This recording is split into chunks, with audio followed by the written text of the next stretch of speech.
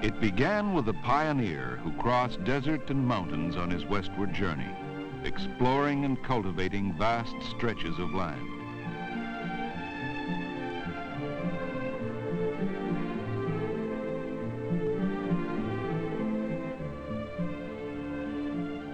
Desiring to take roots, he sometimes used local rough stone to build images of permanence. Other times, he abandoned the house he built, restlessly moving on.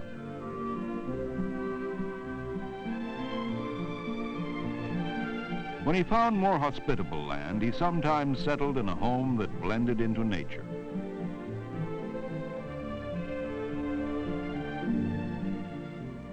No matter where he built communities, the American immigrant brought with him a culture born in other lands.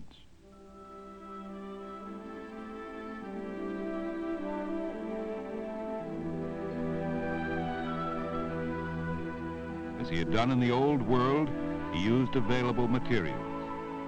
The wood that reminded him of the faraway forests of his youth.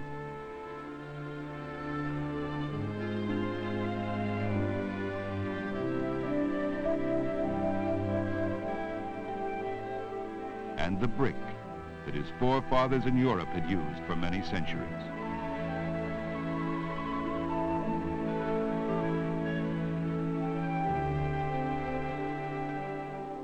A cultural heritage had to be created from the very beginning.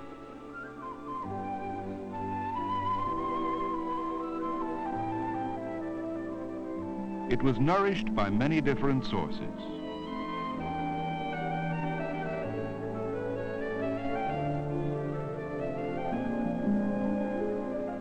The noble legacy of ancient Greece.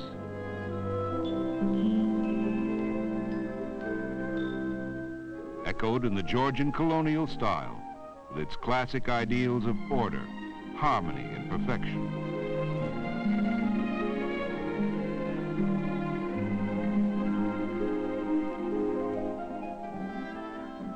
The English recalled their long history of Gothic architecture.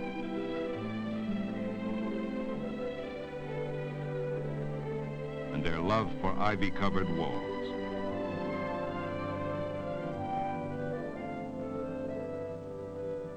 Like a pond faintly mirrors an image, so the New World reflected the history of the old.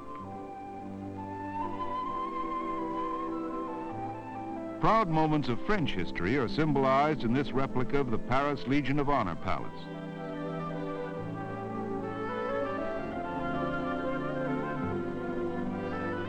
In front of the classic columns in the courtyard, we find Rodin's famous sculpture, The Thinker. And Joan of Arc is honored nearby. The Spanish also celebrated their heroes, such as El Cid, and decorated facades with statues of Spanish Renaissance artists.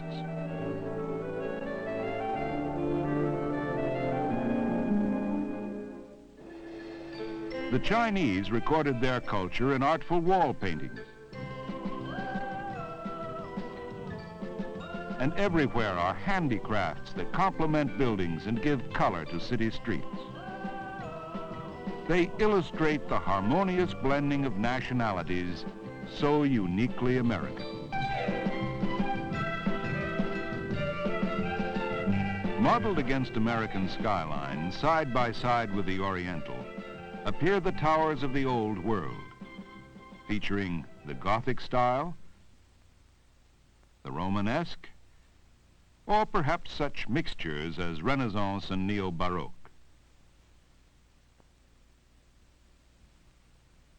From towers to round arches, another traditional building form taken from ancient Rome.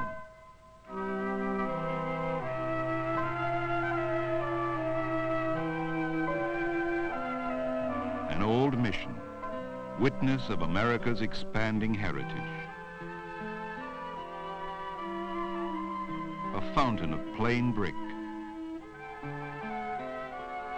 A window startling in its simplicity. Why are these works of our forefathers so meaningful?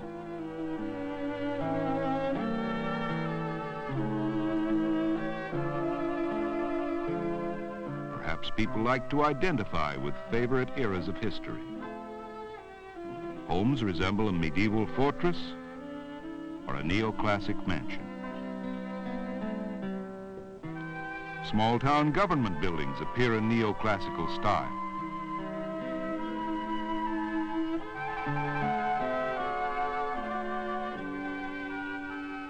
State capitals, this one in Sacramento, California, favor the imposing Renaissance dome, while the facades often show features of Greek temples to honor the birthplace of Western democracy. This tradition started with the nation's capital. From the ideals of classical Greece to Roman glory, New York's Washington Arch stands for the enduring influence of ancient Rome. It was directly inspired by the triumphal arches of imperial times. In the background is the Arch of Titus, seen through the Arch of Septimius on the Forum Romanum.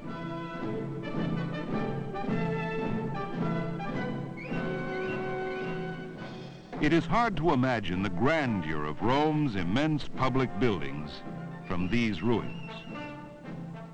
But we find their duplicates everywhere. Basilicas reappeared in American cities as factories, power stations, hotels, office buildings, hospitals. The public baths of Caracalla served as models for railway stations, universities, museums. The beautifully preserved round temple at the Forum Boario inspired Christian churches and civic buildings. The square temple was echoed in theaters and libraries.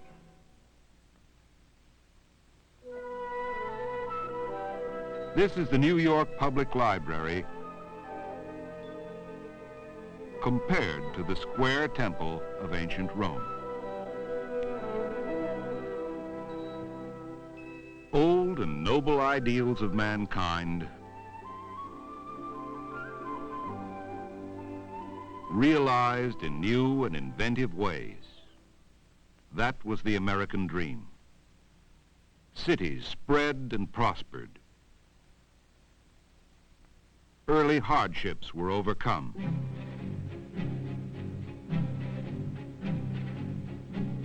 The United States moved into a more complex age, an age of accelerated progress.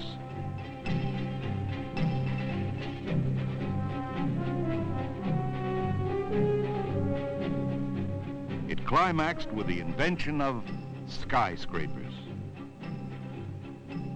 Dictated by economic necessity, made possible by science and technology, and transforming skylines in a way the world had never seen before.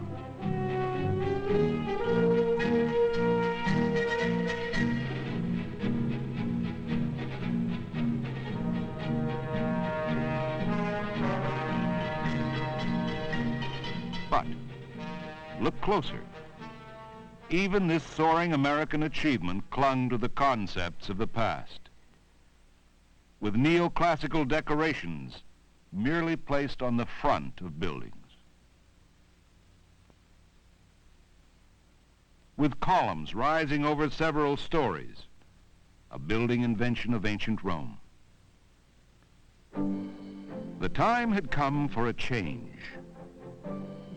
Advanced construction methods, materials that could be assembled, molded, poured on the spot, all demanded a modern style. With forms as precise and as simple as the machine. forms dictated by mass production of machined materials.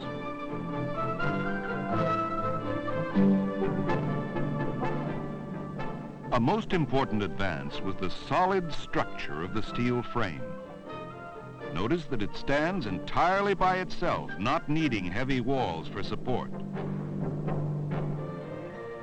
Walls could now be made of glass. Individual planes of glass reflecting the surrounding city. Yes, sheer glass walls, a bold positioning of the high-rising slab onto a horizontal shaft. This is Manhattan's Lever House of the early 1950s. Set back gracefully on a glass-enclosed base, it features walkways, a core of greenery for public enjoyment, and a severely elegant 24-story tower. A few years later, Mies van der Rohe designed the Seagram building, also in Manhattan. It has a similar open plaza. It has bronze mullions with edges measured to 1/8 of an inch for shadow line. And its most admired feature is a splendidly conceived tower. What a classic solution for the skyscraper. The slab began to grace skylines from east to west. Incredibly slender when viewed from afar. At close view, austere and streamlined. The simple effectiveness of the all-glass wall. It brings a striking quality of life into the city, an ever-changing play of light.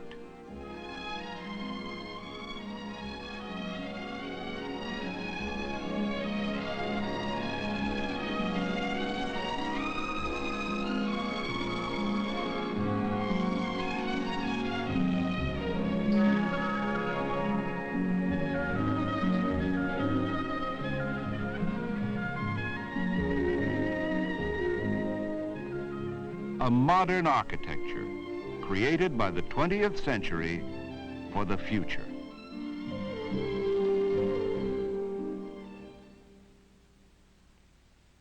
Once again, modern man could identify with the basic geometry of rectangles and squares, reflecting the unadorned realism of technology.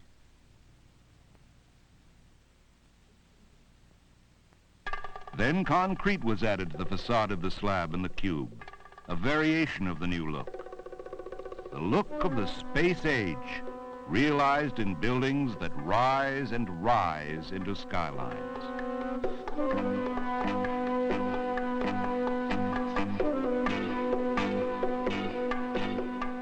Compare the new image to an older one. The tower of yesterday is seen here on the left, dwarfed by the new structures.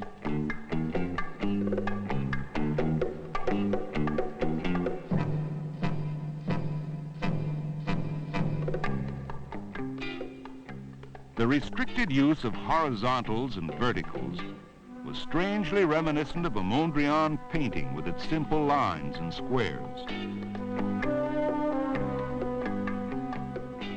Now architects embraced the principles of modern art.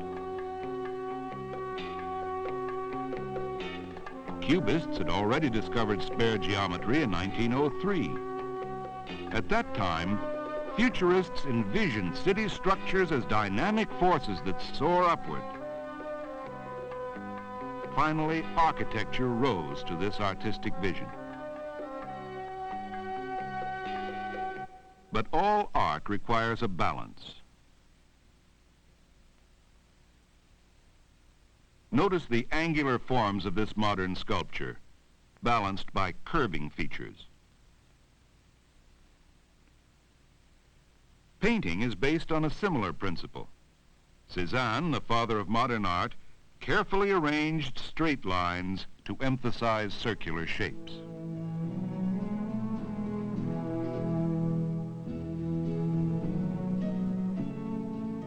flowing circle, a graceful curve. What an imaginative addition to the geometric look. Perhaps the pure circular shape of recent buildings is inspired by Rome's great landmark, the Colosseum.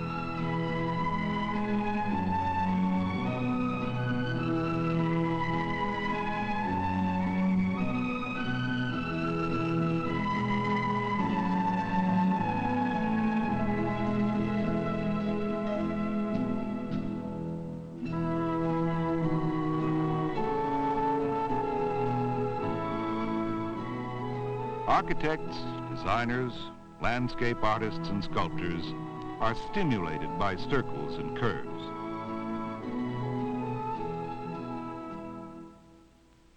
Once the architect feels free from restrictions, his imagination gives flight to entirely unconventional structures.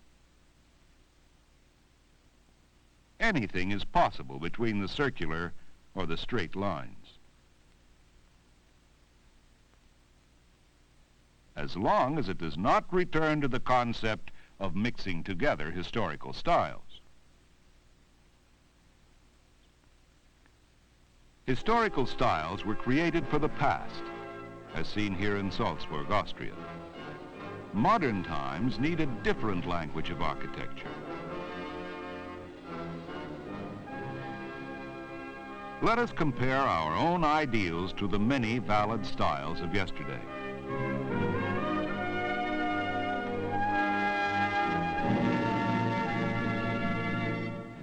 Medieval cathedrals, this one in Germany, are landmarks of Gothic culture, perfectly reflecting the faith of that age.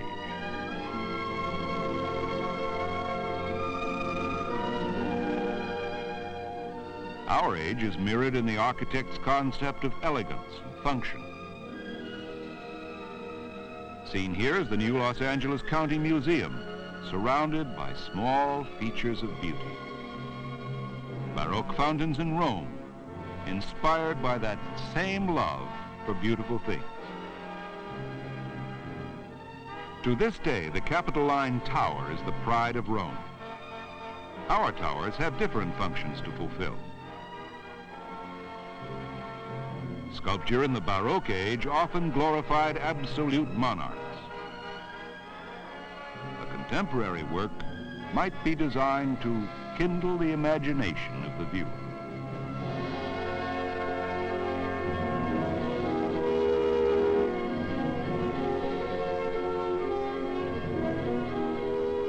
Yes, modern styles can be classic in their own right. They are original without being bizarre. They are inspired and dignified, yet extremely functional. For example, latest inventions regulate the amount of light and heat to be admitted to the interiors. Functional facades are at the same time decorative.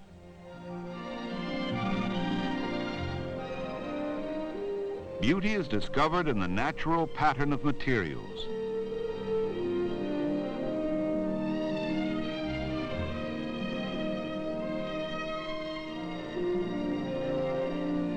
Color and texture are emphasized instead of ornate Victorian decoration. Complexity is transformed into simplicity. Best of all, modern architects do carry on mankind's cherished building traditions. They utilize columns first built around Greek temples to once again enclose walkways. But note the newly creative design.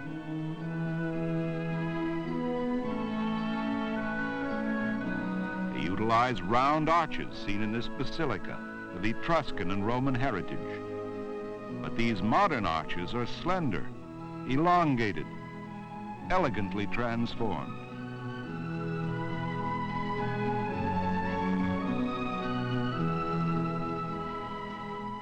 As a new age is dawning in architecture, we ask, what is the historical significance of America's new creativity?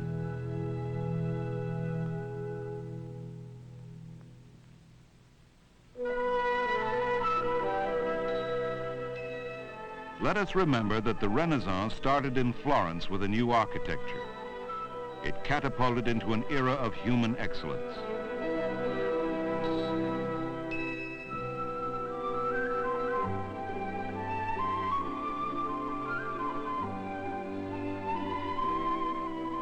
This unity of art and culture ended with the Baroque, Europe's last great international style. Thereafter, European cities largely copied their own past.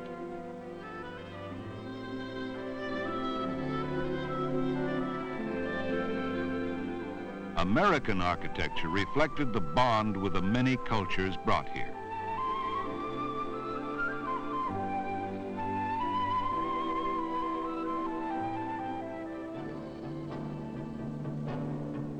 Today, once again, a modern style is arising, capturing the imagination of the world. Writing the image of the space age onto changing skylines, the United States is a major contributor to this new creation of a modern, universal culture.